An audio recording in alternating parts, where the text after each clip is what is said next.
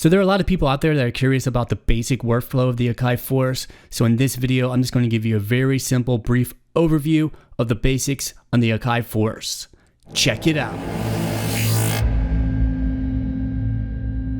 What's up everybody, my name is Matthew Stratton, helping you create music, and on this channel, I like to do setup videos, tutorials, and overviews with the Akai Force.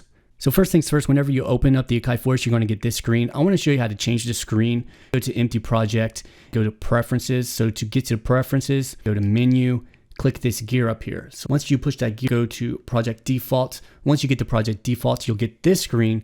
You can see right here, New Project Dialog. By default, it's on Demo. You could turn it off, or you could put Demo, Template, Recent. Select that one, go back to your Preferences, go to New. And this is going to give you a different dialog whenever you open up your Akai Force. All right, you can see the new dialog here. So every time you turn on the Akai Force, it's going to give you this dialog. So you can use project templates, you can use demos, you can open a recent project, you can open an empty project, or right here, you can actually set a user template. I'm just going to go ahead and open a recent project. All right, if you don't have any recent projects, go ahead and just open a demo. So you can see right here, this is a project I've been working on. So no matter what project you load up, you're going to get this matrix screen as soon as you open a project. And if you're on any different area of your project, just push matrix. It's going to bring you back to this screen. And this is kind of like the home screen of the Akai Force. So you'll notice a few things on the matrix. The top right here is going to give you the names of all the different tracks. All right, so let me go ahead and cover tracks for a second. So you have 1, 2, 3, 4, 5, 6, 7, 8 different tracks that you can see at a time in the matrix mode. So the vertical columns are tracks. So these 8 tracks correlates to the pads down here. The vertical pads down here are actually tracks. You can see down here, it says 1, 2, 3, 4, 5, 6, 7, 8 down here. Okay, and then these buttons down here with the numbers are actually considered track select buttons. The buttons under there are actually considered track assign buttons. You can see the representation of tracks at the top. You can see the names of all your tracks up there. All right, and down here are actually clips. So each one of these boxes actually represents a clip. So you can see up to 8 tracks at a time and 8 clips at a time. All right, so that's what this 8x8 matrix stands for. So this is a track. These boxes are clips. Horizontally is actually called a scene. So a clip is basically a short sequence that contains audio or MIDI, and you can only have one clip at a time playing within a track. You can see these areas are gray in the background here, and then you have colored areas. So the color areas are actually where clips are loaded. All right, so you can see where the clips are loaded. There's a play symbol and the name of the clip. So if I press any of these clips, it's going to start playing just that clip. So if I press this one, it's going to start playing that clip. Now you can see this white box goes across. So that's where the playhead is in that clip. So if I want to stop that clip from playing, I could push stop. It's going to stop that clip or any other clip from playing, and that stops it immediately. And there are other ways to stop the clips. So basically all these clips are quantized. If you have them set to quantize, by default, they're quantized by 1 bar. So if you push stop, it's going to immediately stop the clips, or I could quantize stop them. So if you look at the controller, you see we got the thicker pads in the center here, and underneath those are thinner pads. Okay, so there is actually track select here. So the track select actually has numbers on it. That's going to select your track. Okay, and then underneath that are track assign buttons. So the track assign buttons correlates to a few things. That correlates to over here, these 4 buttons. So these 4 buttons correlate to track assign in whatever mode that it's selected in. All right, and then the track assign buttons down here also correlates to your assign A and B to your crossfader. So if I push the track assign into stop clip mode, it's going to enable me to stop a clip per track. So if I start this clip with the pad, I could stop it down here with the track assign. Now you notice it didn't stop immediately. It actually took a little time to stop because it's actually quantized. All right, and you can actually play clips from multiple tracks at the same time. You just can't play multiple clips within one track at the same time. So if I play this clip and I play that clip, both of these are going to start. All right, and you can see how it's blinking. That means they're both active. If I press stop all, it's going to stop all the clips. Whereas these buttons right here are just going to stop whatever one you want. So if I had this one going and this one and this one, I could just stop that. I could just stop that. And I could just stop that. You can see how they each stopped individually based on these buttons down here. And then if I push stop all, it's just going to stop all of them at the same time. So if I have all of them going, Push stop all, it's going to stop all of them. Simple enough. All right, so when there's no tracks active, if you push play, it's actually not going to play any of the clips because none of the clips are actually active. If you push stop, it actually stops the play, but then you could just launch the clips immediately. Whereas if you have play going and then you push a clip, it's going to quantize the start of that clip. Okay, simple enough there.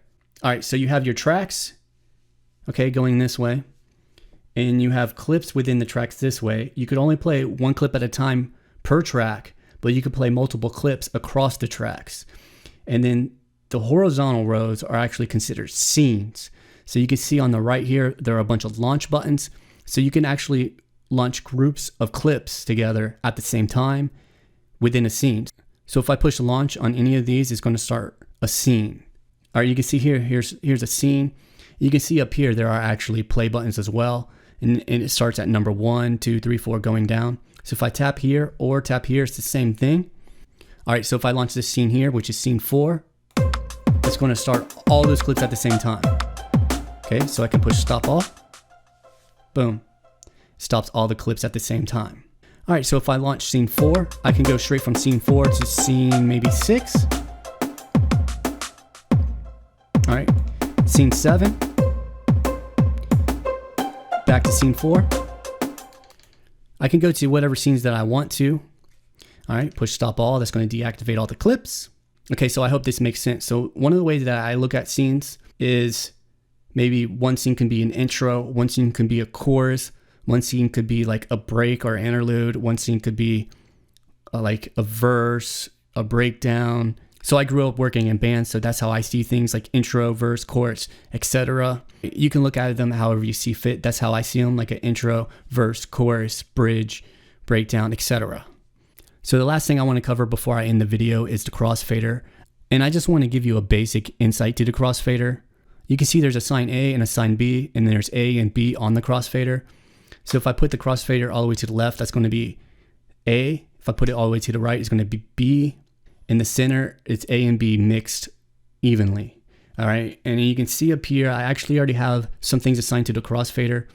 So you can see in number 1, I have that assigned to A. Number 2 is in A. Number 3 is in A. And number 4 is in B. And then all the other different tracks are not assigned to the crossfader. So if your track is not assigned to a crossfader, it's just going to play normally no matter where you have the crossfader at. If your track is assigned to a crossfader, it's going to determine if it's assigned to A, if it's going to play A, or if it's assigned to B, if it's going to play when the crossfader is on B. All right, to assign the crossfader, if you push and hold assign A or B, I'm just going to push assign A. You can see down here, these are actually lit up because they're assigned to A. So they're lit up orange. Right here, this one's assigned to B, so this one's lit up red. And if I wanted to deselect these, I could just push them. Now these aren't assigned to anything. And if I push this one, that's going to assign it to A. If I push it again, it's going to unassign it, okay?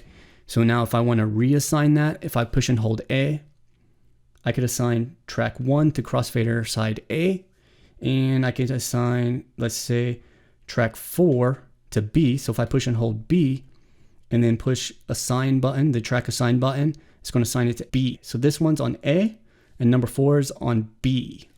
So if I launch this clip on track 1, you're going to hear that. If I launch this clip on track 4, you're going to hear that with that because my crossfader's in the center. All right, if I put the crossfader to A, you're only going to hear track 1 because that's assigned to A. If I put the crossfader back to center, you're going to hear both. If I put the crossfader on B, you're only going to hear track 4.